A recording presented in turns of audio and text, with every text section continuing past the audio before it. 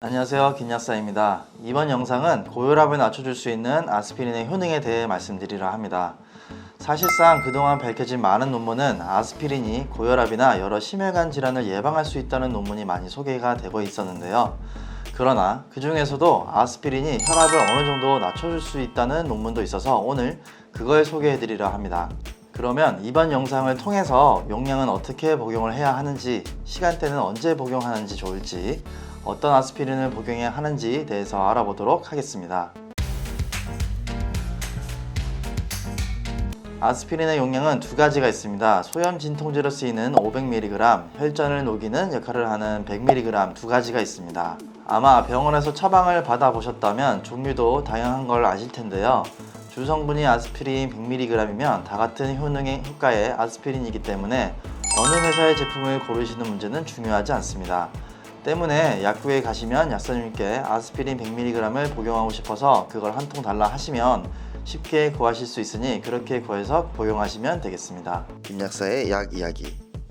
혈압을 낮추는 방법의 아스피린은 1일 1회 일정을 복용하는 건데요. 다음의 논문을 보도록 하겠습니다. 고혈압을 가지고 있는 환자들을 대상으로 아스피린을 자기 전과 아침에 일어났을 때의 복용에 대한 실험을 한 내용인데요. 실험 방법은 328명의 고혈압 1기를 가지고 있는 환자를 대상으로 아스피린 100mg을 자기 전 그리고 기상 후 복용했을 때의 혈압을 재어본 실험입니다. 고혈압 1기라 하면 2018 고혈압 지침을 보시면 다음 구간에 해당하는 사람들을 뜻합니다. 그래서 결과는 어떻게 됐느냐? 기상 후 복용했을 때는 큰 변화가 없고 오히려 약간의 상승을 관찰할 수 있었습니다. 그러나 자기 전 복용했을 때는 수축기와 이안기의 혈압이 각각 6.8, 4.6mmHg 감소한 것을 관찰할 수 있었습니다. 명확한 기전은 확실히 밝혀진 것은 없지만 이것으로 보았을 때 자기 전 아스피린 일정 복용하는 것이 24시간 중 가장 효과가 좋은 시간대로 혈압을 떨어뜨릴 수 있을 것으로 보입니다. 김약사의 약 이야기.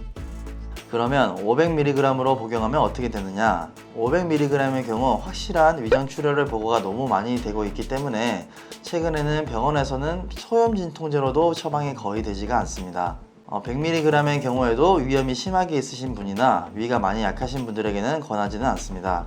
그 외에 일반적인 홍조나 알러지, 피부 트러블, 두통 등 부작용이 있을 수 있으나 100mg의 경우에는 큰 부작용이 없기 때문에 고혈압이 있으시고 병원에서 처방이 되지 않은 경우에는 약국에서 100mg 100정짜리 구매하셔서 한번 복용하시는 것도 방법이 될 수 있습니다. 김약사의 약 이야기.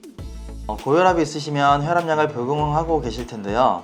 그 중에서 에이스 이니비터라는 계열의 약, 주성분이 프릴이라고 끝나는 약의 경우 아스피린의 복용이 혈압 강화 효과를 줄일 수 있으니 이 경우만 주의해 주시면 되겠습니다.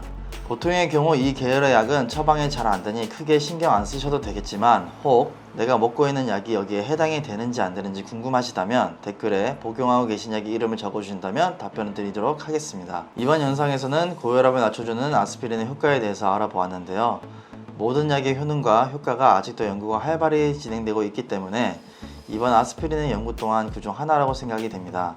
확실히 혈압을 낮출 수 있다는 근거가 아직은 좀 빈약하여 논문이 더 많이 있어야 되겠지만 부작용이 엄청난 약이 아니기 때문에 많은 시도를 해봤지만 혈압이 아직 안 떨어진다 하시는 분은 약국에서 약사님과 상담하여 구매하셔서 한번 복용해 보시는 것을 권해드리겠습니다.